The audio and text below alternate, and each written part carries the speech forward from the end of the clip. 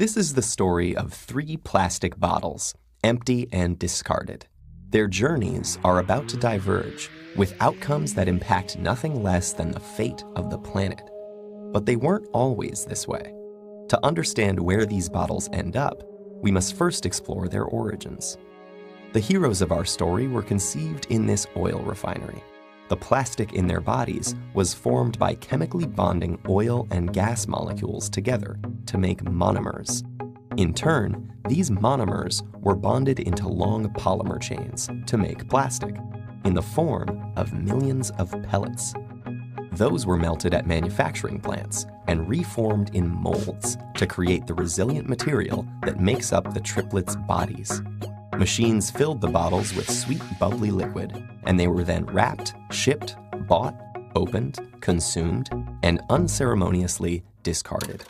And now here they lie, poised at the edge of the unknown.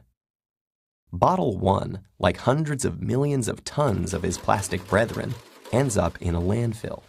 This huge dump expands each day as more trash comes in and continues to take up space.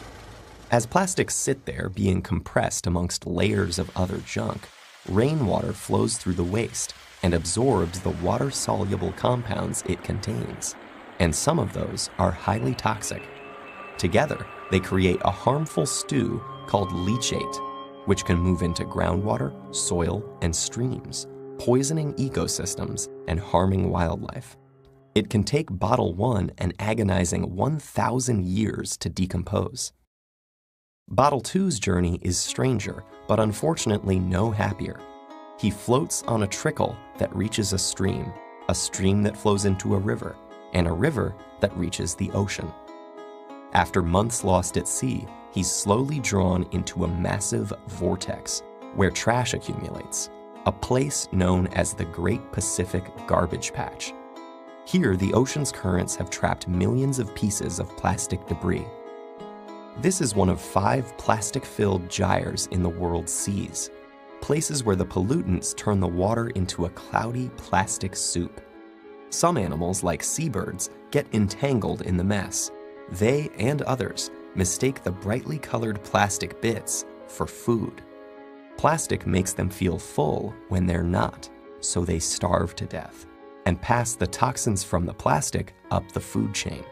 For example, it's eaten by lanternfish. The lanternfish are eaten by squid. The squid are eaten by tuna. And the tuna are eaten by us.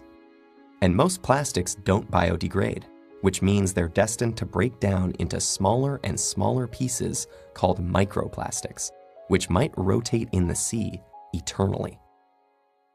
But Bottle 3 is spared the cruel purgatories of his brothers. A truck brings him to a plant where he and his companions are squeezed flat and compressed into a block. Okay, this sounds pretty bad too, but hang in there. It gets better. The blocks are shredded into tiny pieces, which are washed and melted so they become the raw materials that can be used again. As if by magic, Bottle 3 is now ready to be reborn as something completely new. For this bit of plastic with such humble origins, suddenly, the sky is the limit.